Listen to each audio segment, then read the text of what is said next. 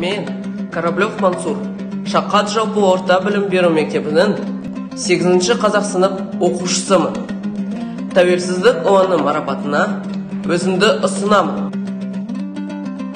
Еліміздің тәуелсіз мемлекет болғанына 30 жыл толып отыр. Бұл біз үшін үлкен мақтаныш.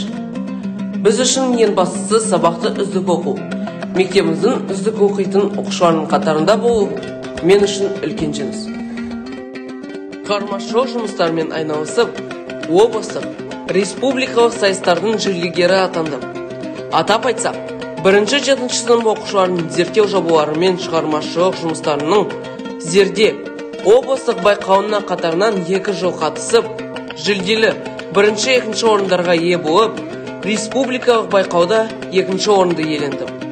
Облыстық зияткерлік марафонында 1 орынды қанжығама байласам, алтын асық, 2 облыстық зияткерлік ойынында жүлделі 2 орын жеңімпазы атандым. Шынықтырып, спортпен айналысу пайдалы екенін білеміз. Спортпен шұғылдануды бала кезімнен жақсы көремін. Осы салада да айтулы жетістіктерге жеттім деп ойлаймын. Атап айтсақ, Барнаулда өткен каратэ Шотакан ашық халықаралық турнирінде 2 орын. Каратэдан Астанада өткен халықаралық турнирінде 3 орын.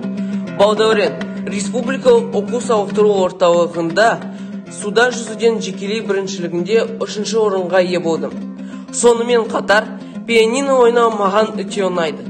Астана қаласында өткен жарыста жүлделі 2 орынға ие болдым.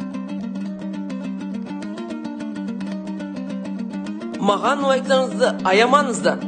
Голосуйте за меня. Vote to me. Follow me and give your like.